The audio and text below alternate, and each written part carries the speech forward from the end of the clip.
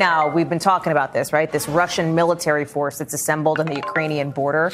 It is a big military force. And if Russia invades, it could mean possible war, lives lost, and international crisis, not to mention a piece of this that we haven't talked about much, the economic impact.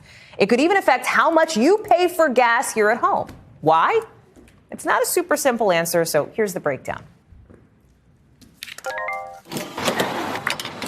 Inflation is up, and so is the price you pay for gas. The national average, $3.32, with oil prices the highest they've been in 7 years. And if Russia invades Ukraine, it would mean a ripple effect economically felt by people around the world. First, there's the immediate fear that a military fight would threaten energy infrastructure in the region.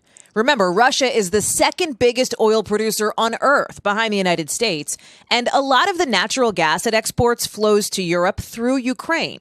Second, if Russia does move into Ukraine with troops, the U.S. could hit back with tough sanctions on the Russian economy, as President Biden foreshadowed just this week. But it's going to be heavy. It's going to be real.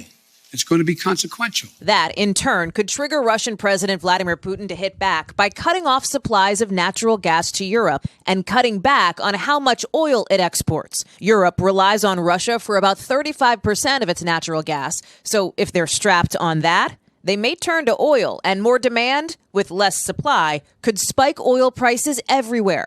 Experts think maybe up to $100 a barrel, a surge that would trickle down to your gas pump and your wallet. If there was such a spike, analysts think the Biden administration would probably respond by releasing more barrels from its reserves, and U.S. companies could crank up production, but it still might take a while before gas prices would level off. Something to watch there.